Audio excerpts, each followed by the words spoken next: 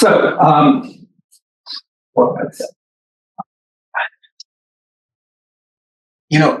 If you have come into psychiatry in the last 30, 35 years, the link between psychiatry and neuroscience is like oxygen. You just assume that that's, of course, the way it is. But it wasn't for a very long time. And it's interesting to think about how it was that psychiatry came to embrace neuroscience and vice versa. And towards the end of the talk, if I manage not to stray down too many byways, I may talk about the ways in which I think there are some serious limitations on that marriage. And there's really, in some ways, I think, a bit of a crisis that the fields need to confront, notwithstanding that I recognize that an enormous amount of very interesting and very good science that's being done. I will argue at the end of the talk that in terms of clinical application and in terms of uncovering the etiology of major mental disorders, we haven't advanced very far. And I think that's a great shame, and we'll hope that that changes. So one of the peculiarities of the United States is that everywhere outside of Buenos Aires, in the period from 1945 forwards, American psychiatry was dominated by Freud and psychoanalysis. That was the product of the Second World War. Before the war broke out, there were about 400 analysts, including refugee analysts, in the whole of the United States. Given how time-consuming psychoanalytic treatment is, they could treat very few patients, as you might imagine. But we all know about shell shock and World War I. What we tend to forget is that World War II produced 3 times as many psychiatric casualties among American troops as World War I did. It was a huge problem. And Bill Manager from the Manager Clinic in Topeka, Kansas, happened to be the head of psychiatry, was, in some senses, a psychoanalyst. He later became president of the American Psychoanalytic as well as the American Psychiatric Association. And the major responses to the breakdown of troops were largely psychotherapeutic. When the war broke out, there were about 2,400 members of the American Psychiatric Association. Tiny group, almost all of them confined in the mental hospitals alongside the patients. Very heavily an institutional psychiatry. The Army had to train not just surgeons in a hurry, but also psychiatrists in a hurry. By the end of the war, there were about twice as many. And when they came back to civilian life, they sought more training. After the war, the American government poured resources into the training and programs of psychiatry. It underwrote what became, for most people, psychoanalytic training.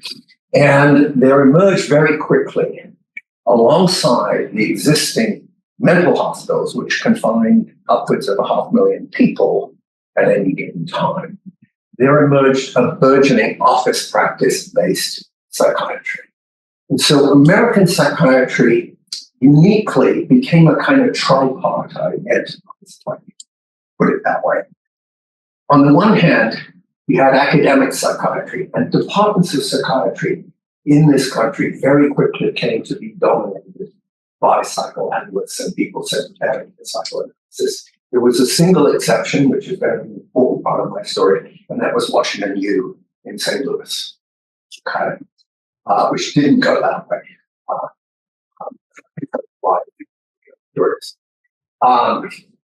So academic psychiatry became heavily psychoanalytic. The bulk of the profession, large numbers of it, practiced outpatient with it. It was a much more desirable thing in the state hospital business. State hospital psychiatry became a backwater, although more than 500,000 seriously mentally ill people there every day. So the high status branches of the profession go in a direction Leon Eisenberg said was a brainless psychiatry. They ignore the brain, they ignore biology. That's not relevant or important. And yet, curiously, it's from the backwaters, from the state hospitals, that a psychiatric revolution starts to happen. Okay. And that revolution is the psychopharmacological revolution, which doesn't come out of academia, really, and it comes almost accidentally. The discovery of what are first known as major tranquilizers and a few years later morph and become antipsychotics. So they're a sovereign treatment for psychosis, not so much, as we'll see. And later antidepressants, they're both found serendipitously. The idea that you could have pills to treat mental illness in the late 1940s would have seemed absurd. The drugs that were used in psychiatry in those days, barbiturates and opiates, to calm people down, but not with really much in the way of therapy. But the advent of these drugs has long-lasting effects and still dominates psychiatry to this day. No neuroscience yet. And in fact, nobody knows why the drugs work at the time. Gradually, that gets unpacked, at least sort of unpacked.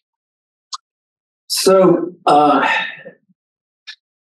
the state hospitals are populated, many of them are foreign trade doctors who aren't licensed to practice anywhere else but state institutions, people who've been the bottom of their class among the psychiatric residency programs because the high status ones will go into talk therapy. So if you look at American culture in the 50s and 60s, you look at the social sciences, everybody's embracing Freud.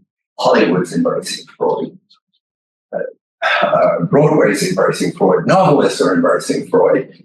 And so is child rearing with Dr. Spock providing sort of a watered down version of Freud. So, but the drugs revolution initially, the impact of it is pretty important in the mental hospitals, much less important for the outpatient psychiatrists who either ignore it or say, well, drugs are useful to get people into a state where they can profit from psychotherapy, which is a real treatment. And that persists for a while until, even though I would argue it's like a building whose foundations are being gnawed away by termites. The psychoanalytic dominance is there, but it's about to collapse. And when it collapses spectacularly and extremely fast. And usually, if we're historians, we can't talk about historical change. We can't put it to it. But we can sort of put it to this. So, in the 1960s, two challenges started to emerge to the psychoanalytic, well, just to American psychiatry more generally. First of all, there was a rise of what was called anti-psychiatry. People like Thomas Saz come along and declare foolishly, but over and over again, that mental illness is a myth.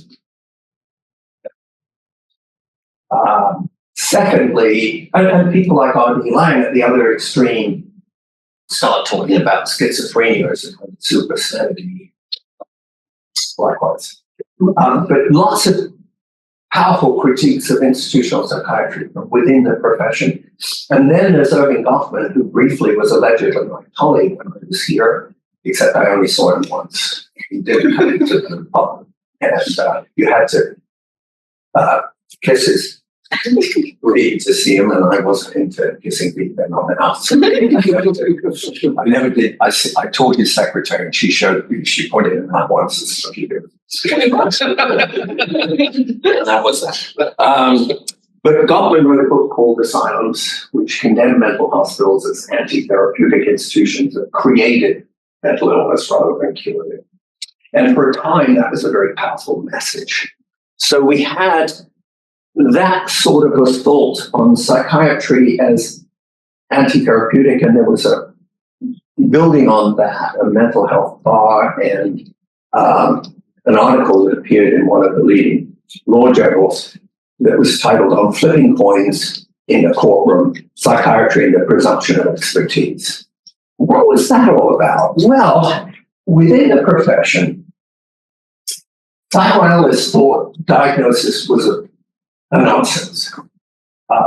Putting a label on things was of no interest to them. They thought it was a stupid thing to do. What they were interested in was the individual psychodynamics of the case. And so whether you called somebody a schizophrenic or something, who cares? But some research was being done about whether, in fact, psychiatrists could agree about whether something was wrong, and if something was wrong, what it was. And that was all kind of insight-based stuff. It was appearing in the Psychiatry journals, and one of the leading authors of this critique was, in fact, a very prominent Penn psychiatrist who was a disillusioned psychoanalyst, contributed a great deal to the development of cognitive behavioral therapy. Aaron Tim Beck, right? Who I think died just a very short time ago. Yeah, but I mean, he was almost 100, I think.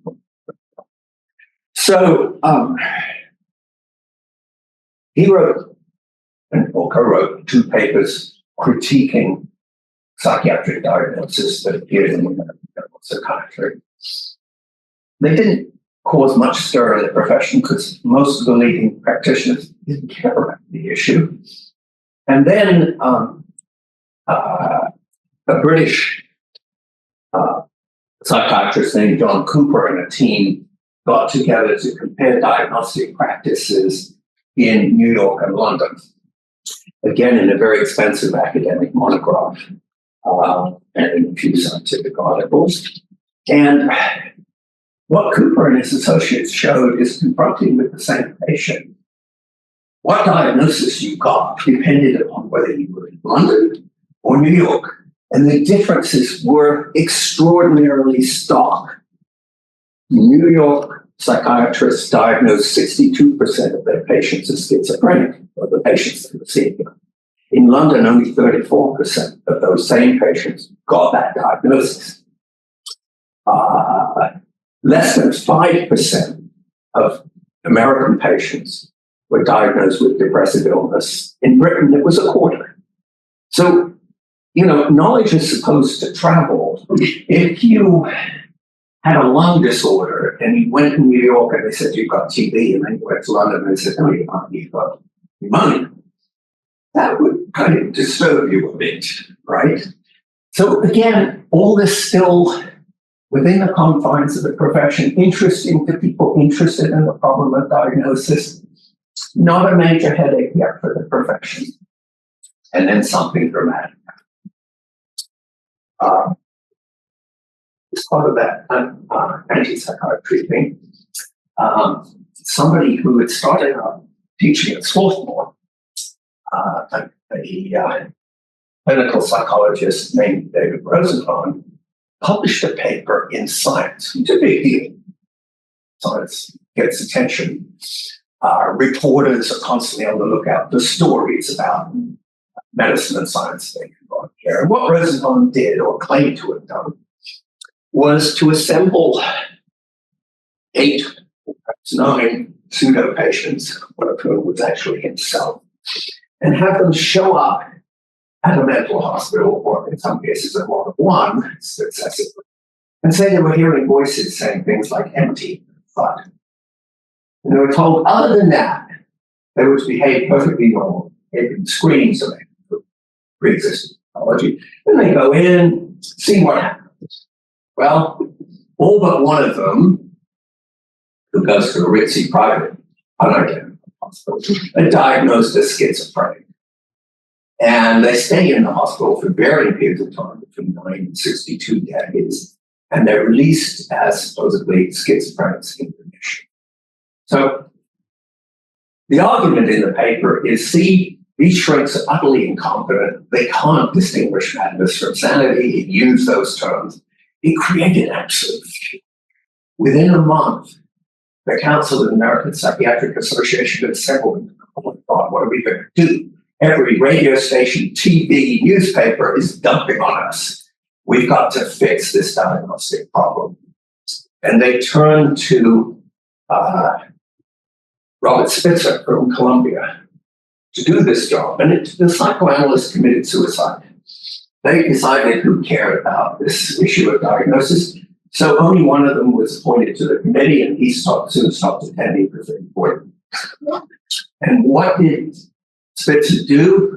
He assembled his task force largely from people from Washington U, which was biological, and from people who trained there. And they wrote up what became the third edition of the Diagnostic and Statistical Manual, DSM-III for short. There had been two earlier DSMs, one in 52 and the other in the 60s. And the second one cost about $3.50. It was a spiral bound paper thing that some psychiatrists used as a paperweight, which otherwise was seen as food debt. Right? But DSM-III was very different.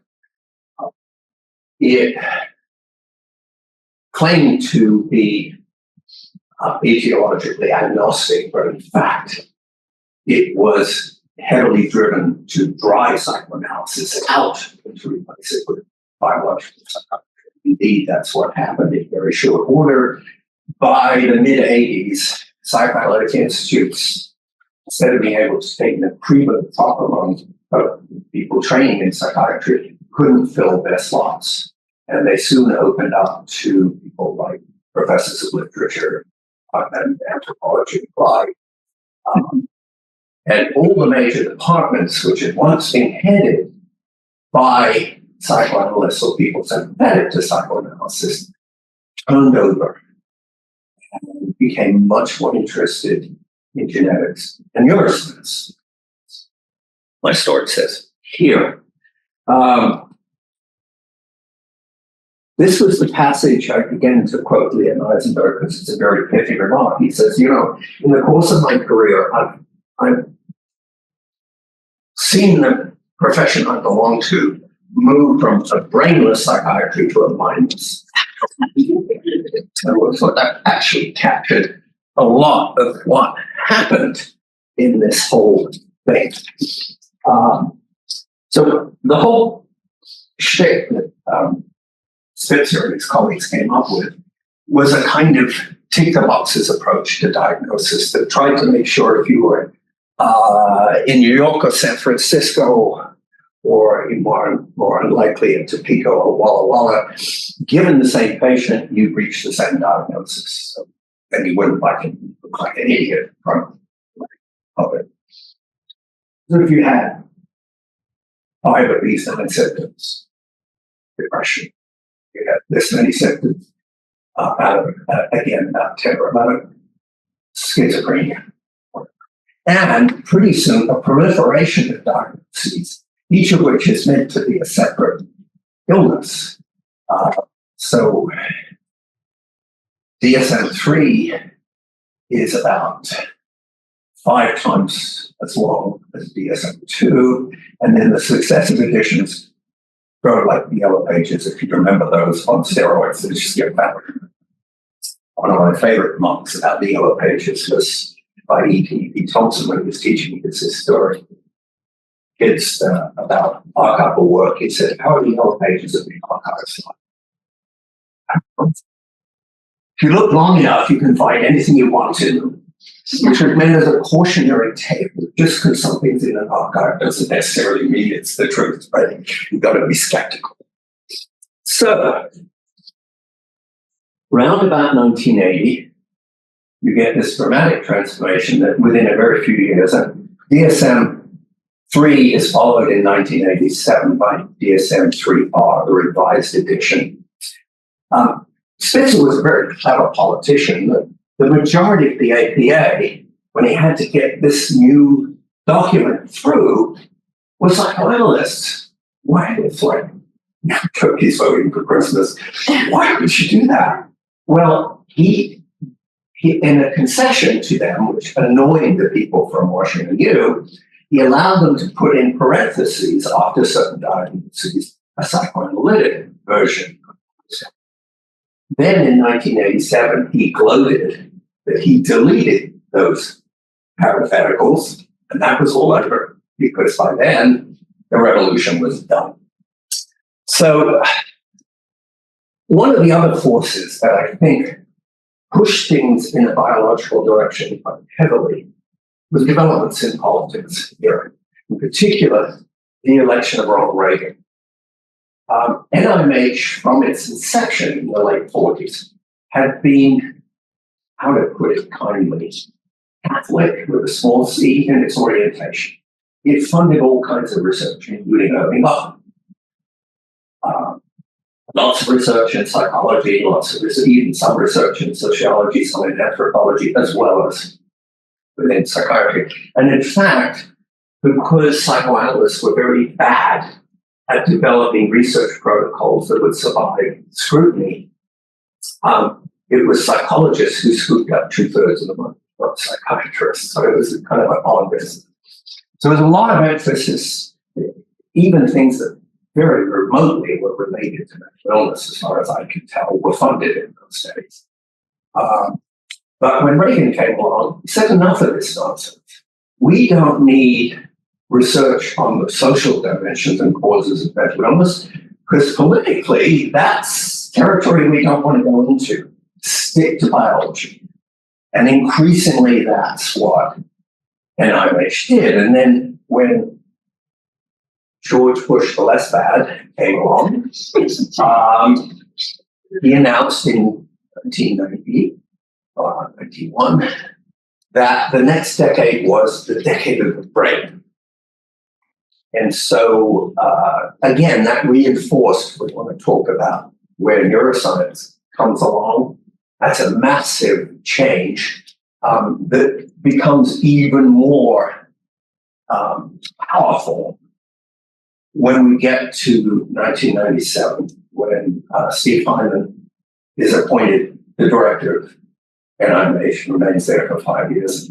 Hyman is convinced that the other side there, I'm going to talk about in a minute, that genetics and neuroscience are going to be the key to understanding this horrible problem of mental illness. And indeed, if I'm right, it is a very, very awful problem with many ramifications.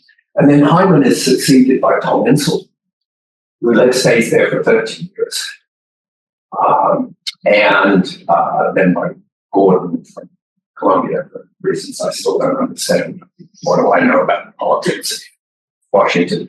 But all of them push in the same direction. And that's where the research funding goes. And where the research funding goes is where academic psychiatry goes, right? If you want to build a career, you need funding. Otherwise, in the world of the modern medical industrial academic complex, you get sidelined pretty quickly. The analysts weren't very popular with medical school deans. They didn't bring any much money in. By contrast, these areas were hot. And so there we were. So a rapid shift in the intellectual center of gravity of the profession.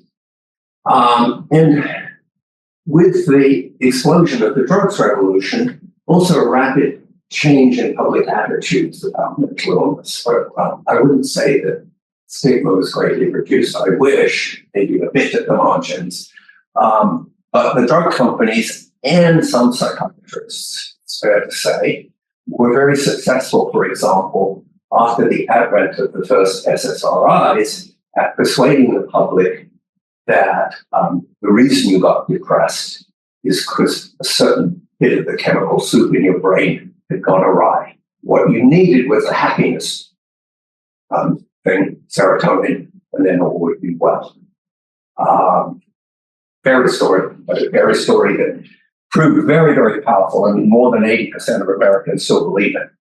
So, depression didn't have any social causes. It wasn't the parents' fault, it was this or that. It was, as Al Gore's wife, Tara, said, it's like running out of gas. My serotonin levels dropped, I became depressed. It's not being Al Gore's wife. It's this, and I take the pill and then I'm happy again. Now, for various reasons, we now know that both that and the dopamine hypothesis about schizophrenia are, shall we say, on shaky ground. Really, they're not the ultimate answer to either depression or schizophrenia. But here we are.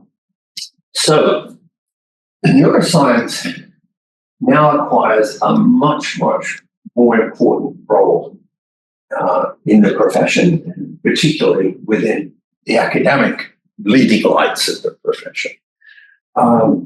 Now, the history of research on the brain and the nervous system has a very long history. It dates all the way back to the 17th century, and to the work of Thomas Willis at Oxford, who coined the term neurology, right?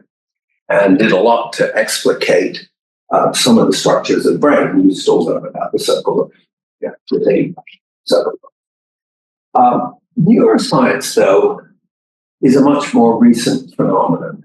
The word was first used at MIT in 1962. It's pretty interesting that it's that recent.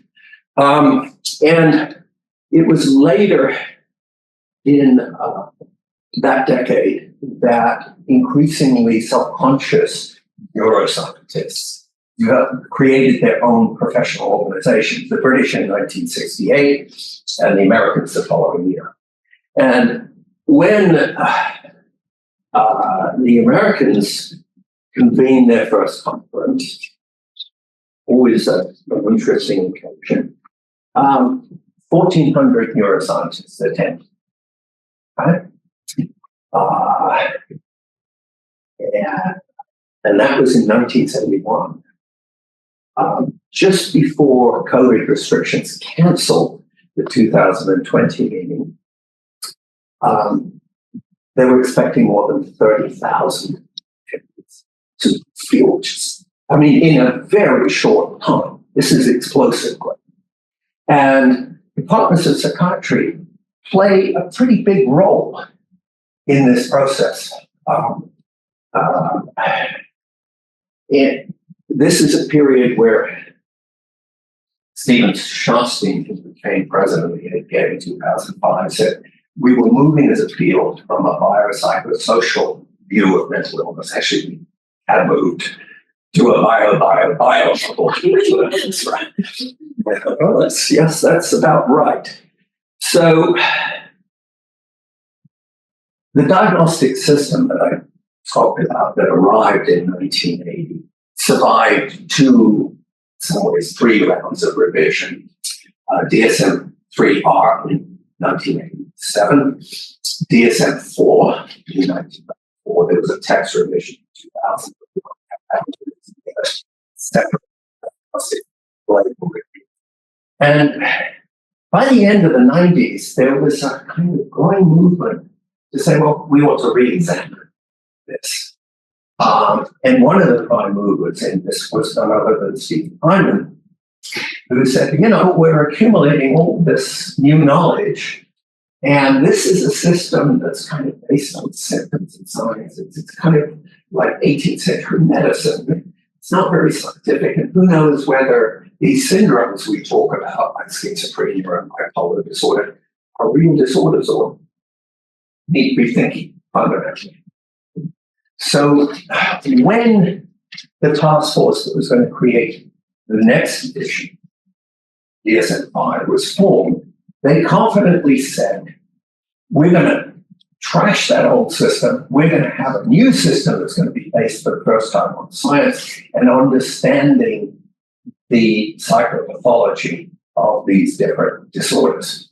And they went very public with that.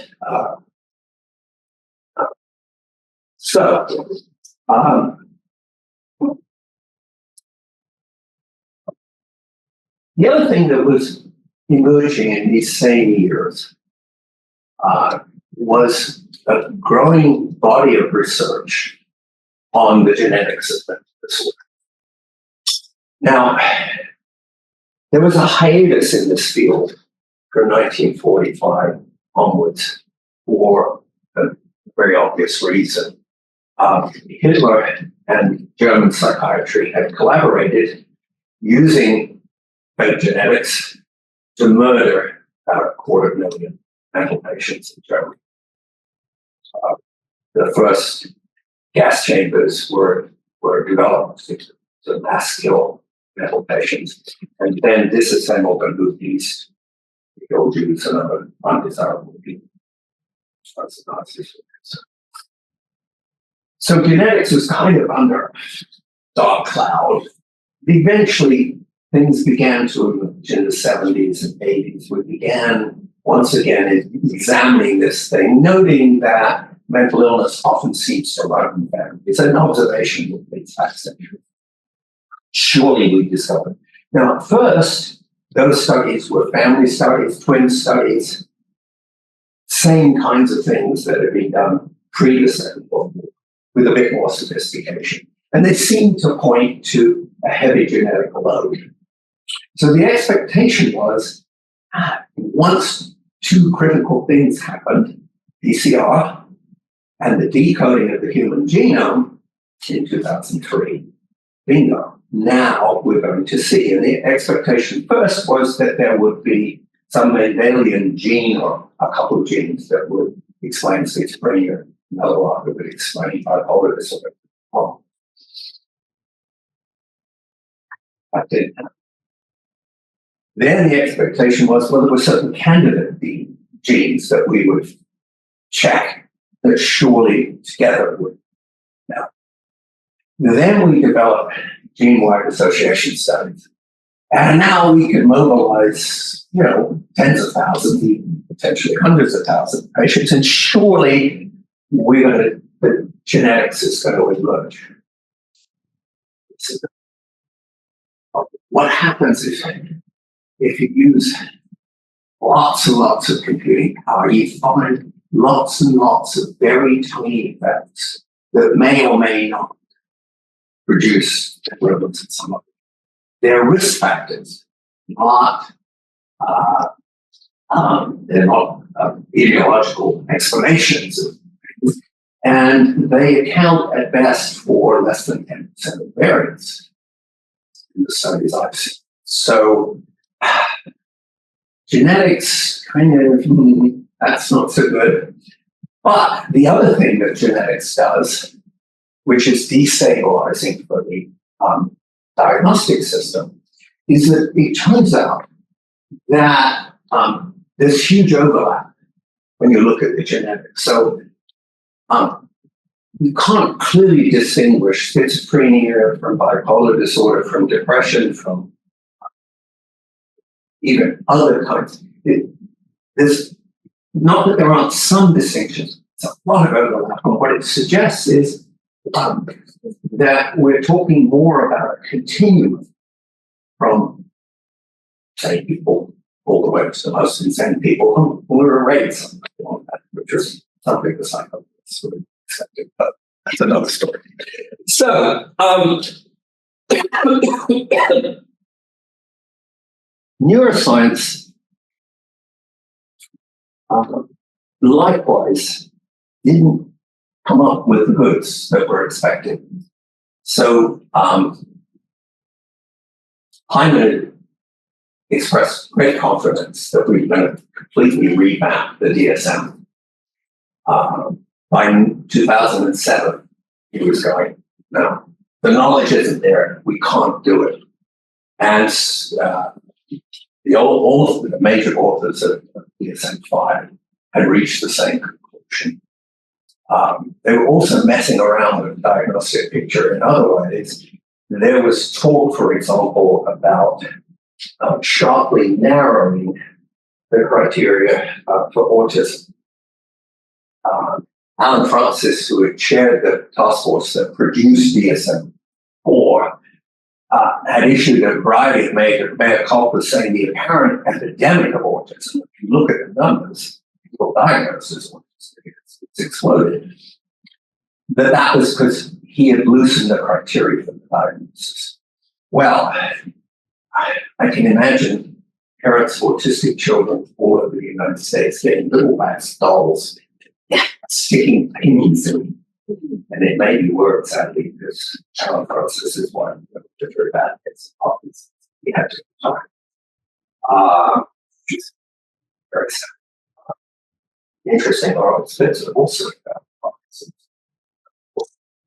Anyway, those two were very critical of what was going on, but there was an explosion of activity by patients' families who were convinced once that the diagnosis changed, the insurance companies and the public authorities who provided social and educational support would remove them.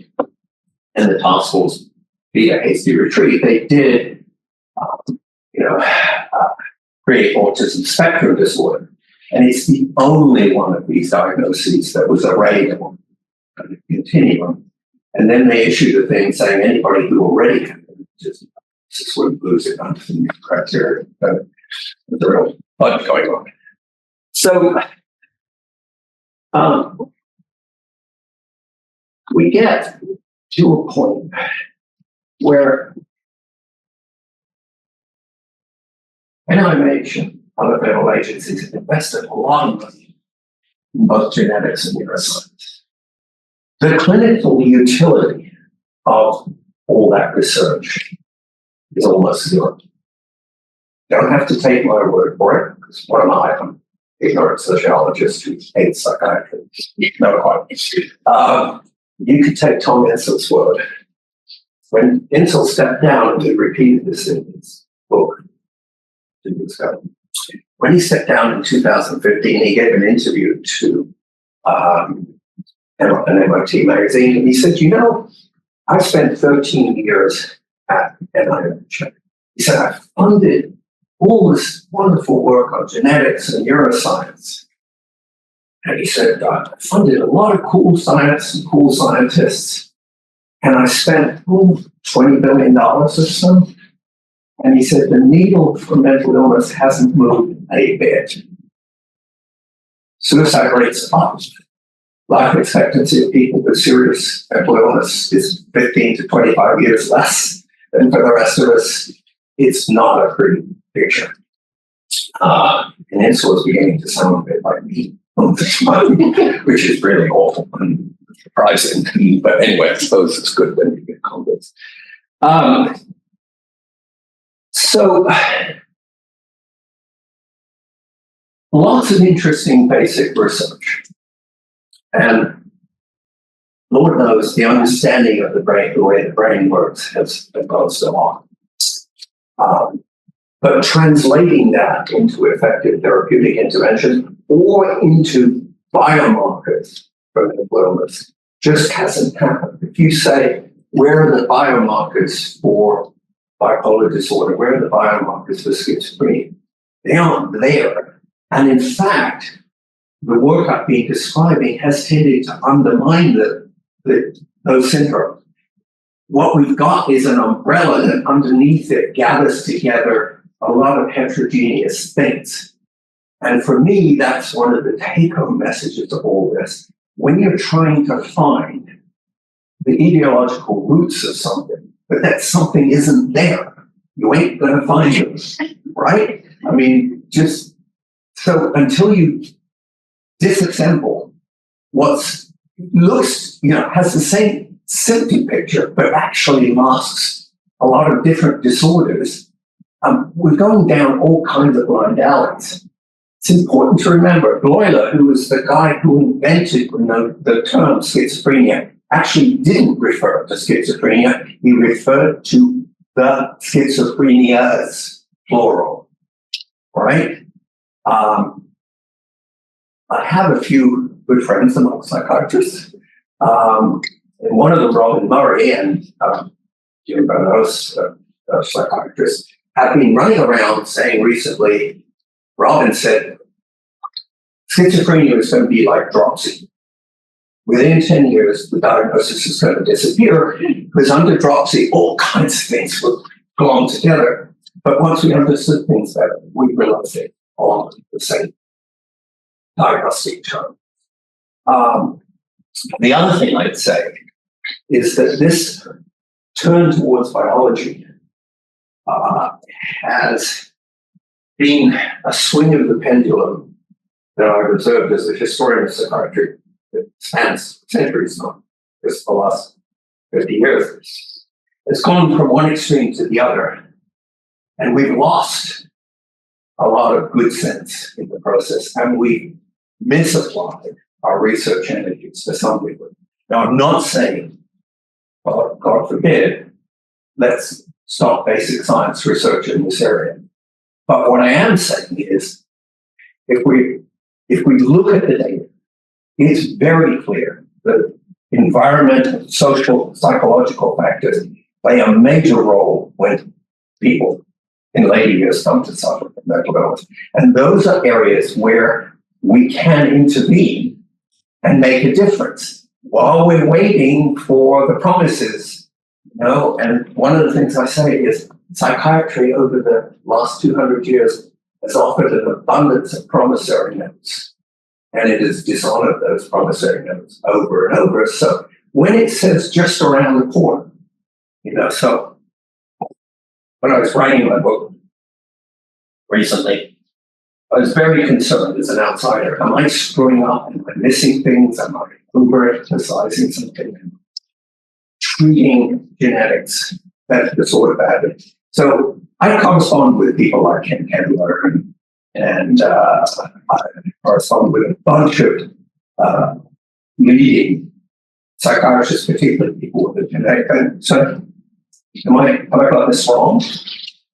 And I don't think so, and they haven't pointed it. And Ken says to me, well, soon, for example, we won't be able to unravel the genetics of schizophrenia, but what we may be able to show is who is most likely to suffer the worst side effects from these drugs. Or, so things like that. Or who is most, when I'm talking with Robin Murray, and he said, well, one of the things genetics is allowing us to see is that certain people are at increased risk of mental disorder. So he said, that's a good thing. And I said, I'm not so sure about that. Because his son had done something, who's at Cambridge, had done some basic research. And so, if you aggregate a lot of things, you can say to somebody as a child, what's their parents? This kid is 3 times more likely than the average person to become schizophrenic. Right. Well, what does that mean practically? You've got a 97% false positive rate. You're going to tell these kids they're going to have the label of soon to be schizophrenic. Employers are going to shy away from them. They're going to be stigmatized. And for what? Right. Because the other thing that's been a great disappointment, I'm sorry it seems so bleak, but one would have hoped that neuroscience, for example, might have pointed to novel pathways to intervene in the course of mental illness. And to date, that hasn't happened. One of the depressing things from my point of view, so since I'm not a Scientologist, and I'm not one of those people who thinks mental illness doesn't exist, so folks, I recognize how savage its effects can be, not just on the individual, but on everyone around them. So you want better treatment. But again, I'll quote someone else because you don't want to trust my part. Steve Feynman is being quoted as saying, what we have are thoroughly mediocre drugs that are no better than the ones we happened upon by accident. I haven't talked about the side effects of this. It's all about the fact that many people don't respond to the drugs. But partly because they don't want to be labeled. There's a lot of it here. There are people for whom these drugs have been very important. But for example, if we take Thorazine, clozapine, whatever you like, what we see is drugs that act on the so-called positive symptoms, schizophrenia, the hallucinations, the delusions. It's like talking about a benign brain tumor. I know what's implied, but it's still a strange terminology to me.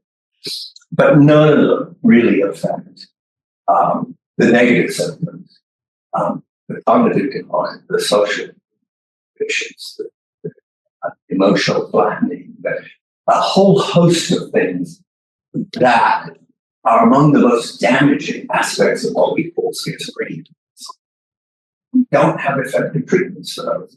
And the drug companies, having made a myth from these drugs and distorted the academic literature in ways I can't describe today, but believe me, are very, very serious, with the complicity of major universities like Harvard.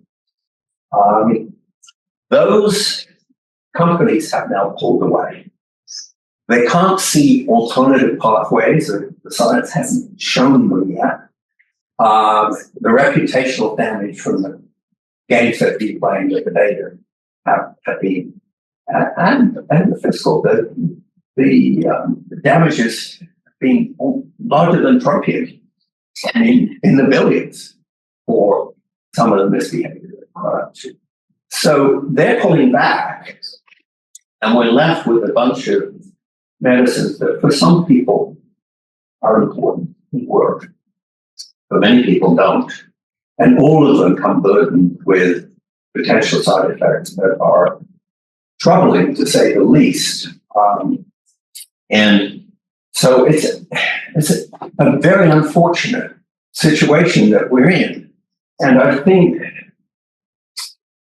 were I the czar, which mostly I never will be, I'd say there's been a misapplication of research funds, too much in one direction, too little in another. A constipated notion of what mental illness is and what accounts for it. And maybe even models of mental illness that need a serious rethink, even within the confines of biology. The genetics isn't at all what we anticipated. And I think the neuroscience, we were talking about this a little earlier, has been committed to models of way the brain works that are far too simplistic. Things, there are tremendous feedback loops. There's not a single set of pathways in the brain. But one of the things that troubles me as an outsider, having seen so many therapeutic innovations arriving with enormous publicity about how they're going to transform things and turning out to either be useless or very significant, is to see things like deep brain stimulation. There's the idea that depression just resides in this bit of the brain and that you can change it through electrical signals and people will be happy about this again. It's bizarre. And yet, Helen Mayberg has made a whole career of this, and is a distinguished professor and has a whole center devoted to this stuff. When there actually were controlled studies done, sponsored by the two manufacturers of devices, placed in different places, different teams or different regions where depression looked, they were stopped early. pursuing hospital. So, I'd like, if I were trying to take it down on it, I really don't want to be seen as somebody saying, Phil's got it all wrong. We don't know. One of the things that has made this something I've been obsessed with for more than half a century is it is such a profound intellectual puzzle and simultaneously a source of so much suffering. And so when you put those two things together, you do want to contribute somehow, and I can't contribute as an active clinician or scientist, but I can, I think, contribute by providing context for a lot of what's going on. You want to say, we've got to rethink perhaps pretty drastically how we go about things. And the reward system, the structure, I'd look at it and I'd say, if I were beginning academic psychiatrist, I'd have to have a continuous flow of grant money, or then I don't have a job. And where's the money? That's where, it's like the drunken looking for something under the lamppost. And it's very distorted. And yet, given the structures of American academia and the way it's funded, we see how that happens.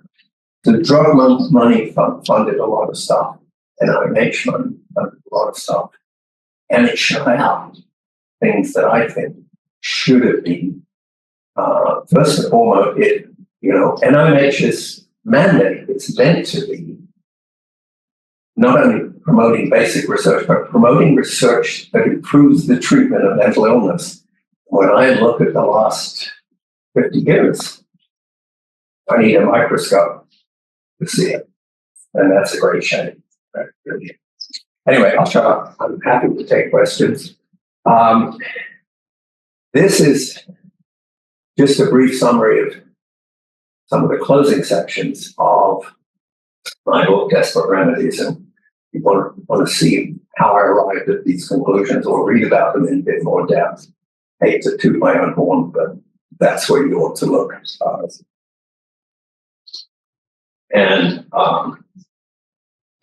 There we are.